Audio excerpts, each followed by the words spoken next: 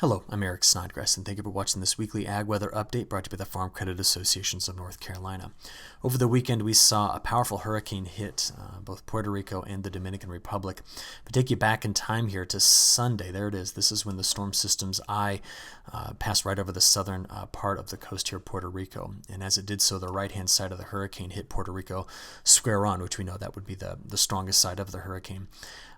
Some folks were already measuring over 25 inches of rain here. And then last night is the sunset right there. We saw the eye open back up. There it is. You can see it again as it moved over toward the Dominican Republic, where it still sits early this morning. So this is the latest satellite update. It is still raining in Puerto Rico as the tail end of this still lashes the island, delivering more rain, and there are flash flood warnings out for the entirety of the island. Now, because of the direct hit here, Puerto Rico still has 1.36 million people without power out of 1.46 tracked. So yesterday at one point, the entire island was without power. But like we discussed, the likely track of this is to stay north and to turn up toward Bermuda. One of the big reasons for this is getting pushed out to open ocean by a front that's going to sweep through us over the weekend.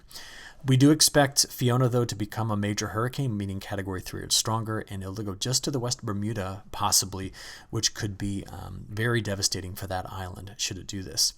Now, where Fiona ends up is quite interesting. Some of the ensemble forecasts are taking what's left of Fiona here and then wrapping it back into kind of the Canadian Maritimes. So think eastern Quebec, Newfoundland, Nova Scotia, and it could happen because of this deep trough that's going to sweep across here and bring the front through, but also wrap the upper level circulation around Fiona and pull it back toward the west. Now, I know you're seeing a couple of the ensemble members taking Fiona toward the Carolina coast. There's just two that are doing that. They're outliers, so let's not give them, let them rent much space in our brains. The National Hurricane Center has been very clear on the most probable track out of this, and I agree with what they have. I'd just like to show you that the European model is attempting to generate three other areas of possible tropical low pressure development. These are not yet currently being discussed in full by the National Hurricane Center because a lot of this is just the model generating these systems. So they could be, but at this point, we're in full wait and see mode with this particular next few systems that are coming out. So let's just be patient and watch how things evolve throughout this week. Okay, other than that, what I want to show you is we do have some deep convection that's off of our southern coast here and off of the coast of South Carolina. I'm just walking you back through last night, showing you that. We were overall relatively clear, though. There was a nasty complex of storms that moved through out of Iowa, Missouri, into Illinois last night. The day before that, the severe weather was here, so a lot of damage to some of the crop that's still standing with hail and also some straight line winds. And then take a look at this upper level low curling its way through California. That's a rare sight to see, although we start to see them more often in October, November, December, and beyond. But in September, this delivered a lot of rainfall. So here's your weekend rainfall totals. So you can see the severe weather out of parts of Nebraska, Kansas, Iowa, Missouri, Illinois. This was all last night. In fact, I didn't get much sleep last night due to all the hail that was at my house. Here's the convection just off of our coast. We were drier over the weekend. Here's that upper level low coming through California. Okay, just to show you some of that hail damage hitting some prime corn and soybean ground right here in the midsection of the country. These streaks of hail in through here. We're going to see a lot of damage reports to the crop that hasn't been harvested once the reports trickle in later on today. From there, though, let's go take a look at the next week. What you notice is that from Texas over to the Carolinas and even up to the Mid-Atlantic, we're looking drier. Fiona stays out here.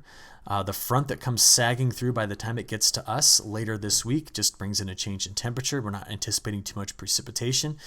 And so we need to just kind of take a look at why that is and what to expect from it. Because really our next 2 weeks, we're going to favor more drier conditions and mild at times, which meaning any crop that still needs time to finish, it's going to get it here. We also expect more open windows for harvesting, although there's two systems rolling through the upper Midwest and Midwest that are going to bring in some wetter weather, but Texas to the Mid-Atlantic, that's your dry spot.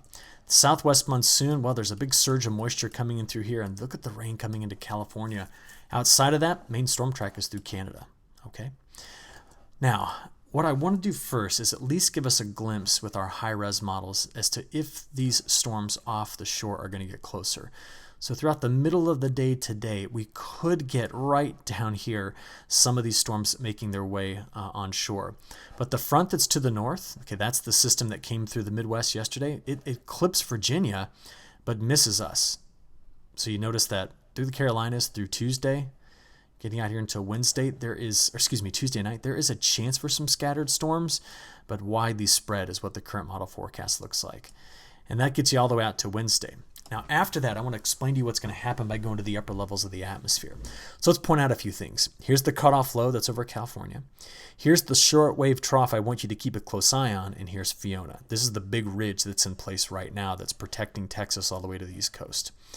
So as we play this forward into through Monday into Tuesday, and then out there to Wednesday, watch as this front that's to the south of this trough, okay? So remember, these troughs spin like this. They spin counterclockwise. So will Fiona, okay? But that's a much bigger system here than Fiona. What will happen is toward the end of this week on Thursday and Friday, a front slides through us associated with this trough. And then this circulation will grab Fiona and pull it up and around. You ready for this? This is neat. Right there. Do you see it? Watch Fiona just get flung around and brought back into, like I said, Newfoundland, maybe clipping Nova Scotia, hitting eastern Quebec.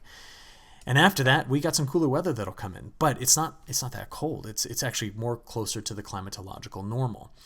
So let's go see what this looks like first in terms of precipitation. Now, I'm going to play it relatively quickly because we're all the way up to Wednesday and Thursday. This is when that front comes through. There's Fiona. But you keep an eye on the rainfall here from the Carolinas up to Virginia.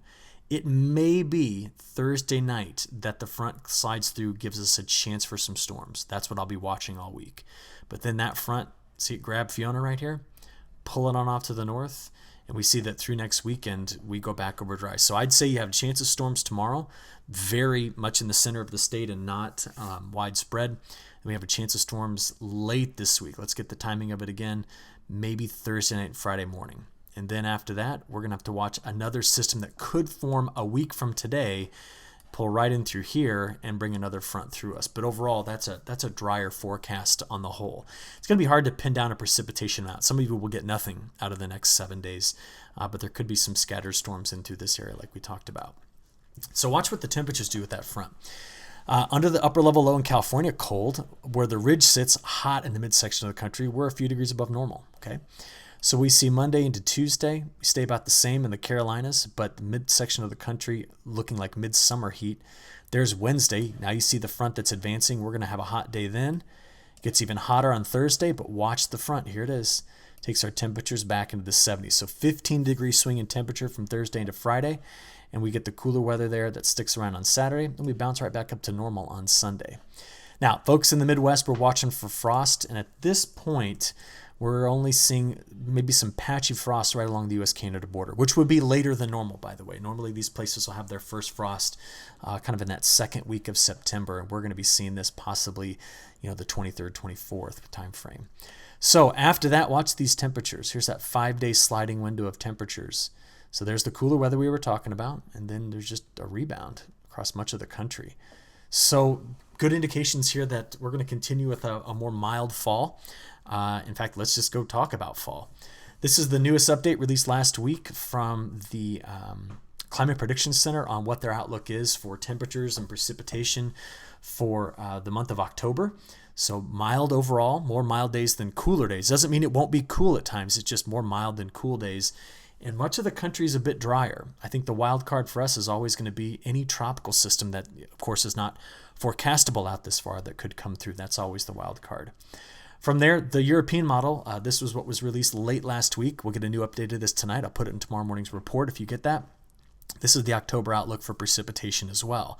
So you see overall a drier look. Now, the CPC also updated their 3-month outlook, and this is what they're looking out for October, November, December. And I'll be honest, this is very characteristic of a La Nina fall. Drier and warmer south, bringing in better precip early into the Pacific Northwest. So that's the look from the that's the look from the CPC, the Climate Prediction Center. This is the look from the NMME. And what that stands for is National Multi-Model Ensemble, which means we run, here in the United States, 7 different models. Actually, 2 of them are Canadian, and we combine them all together. and you still see a forecast overall suggesting drier than normal conditions.